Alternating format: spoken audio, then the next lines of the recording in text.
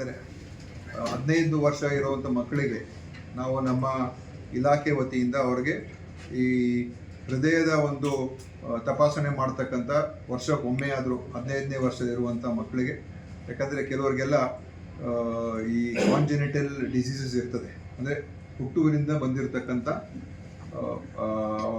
ಹುಟ್ಟಿದಾಗೆ ಬಂದಿರತಕ್ಕಂಥ ಒಂದು ಕಾಯಿಲೆಗಳು, ಅದು ಗೊತ್ತಾಗೋದಿಲ್ಲ.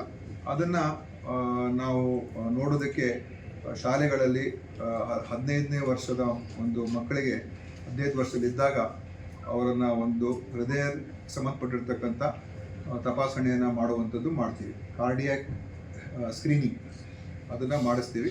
ಬೇರೆದೆಲ್ಲ ನಾವು ಮಾಡ್ತೀವಿ. ನಮ್ಮ RBSK ಪ್ರೋಗ್ರಾಮ್ ಇದೆ, ಅವರಿಗೆ ನಾವು ಬೇರೆದೆಲ್ಲ ನಾವು ತಪಾಸಣೆ ಮಾಡಿಸ್ತೀವಿ. ಅದ್ರ ಜೊತೆಯಲ್ಲಿ ಇದನ್ನು ಕೂಡ ಸೇರಿಸ್ಕೊಳ್ಬೇಕು ಅಂತ ಇದ್ದೀವಿ.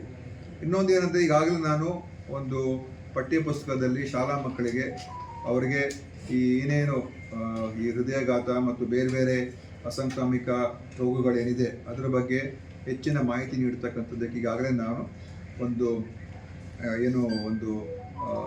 ಇದನ್ನೇ ತಯಾರು ಮಾಡಿ, ಕರಿಕ್ಯುಲಮೇ ನಾವು ತಯಾರು ಮಾಡಿ ಕಳಿಸ್ಕೊಟ್ಟಿದ್ದೀವಿ. ಅದನ್ನು ಶಾಲಾ ಮಕ್ಕಳಿಗೆ ಅವರ ಒಂದು ಪಠ್ಯ ಪುಸ್ತಕದಲ್ಲಿ ಸೇರಿಸಬೇಕು ಅಂತ ಕೂಡ ನಾನು ಈಗಾಗಲೇ ಕಳಿಸ್ಕೊಟ್ಟಾಗಿದೆ. ಶಿಕ್ಷಣ ಸಚಿವರು ಅವರು ಬಹುಶಃ ಮುಂದಿನ ವರ್ಷ ಪಠ್ಯ ಪುಸ್ತಕ ಪರಿಷ್ಕರಣೆ ಆದಾಗ ಅದನ್ನು ಪೂರ್ತಿಯಾಗಿ ಸೇರಿಸ್ಕೊಳ್ತೀವಿ. ಆದರೆ ಈಗಿನ ಒಂದು ನೈತಿಕ ಪಾಠ ಹೇಳ್ತಾರೆ, ಮಾರಲ್ ಸೈನ್ಸು, ನೈತಿಕ ಪಾಠ ಹೇಳುವಂಥ ಒಂದು ಅದರಲ್ಲಿ ಈಗಲೇ ಅದನ್ನು ಸೇರಿಸ್ಕೊಳ್ತೀನಿ ಅಂತ ನನಗೆ ಮಧು ಬಂಗಾರಪ್ಪ ಅವರು ಹೇಳಿದ್ದಾರೆ.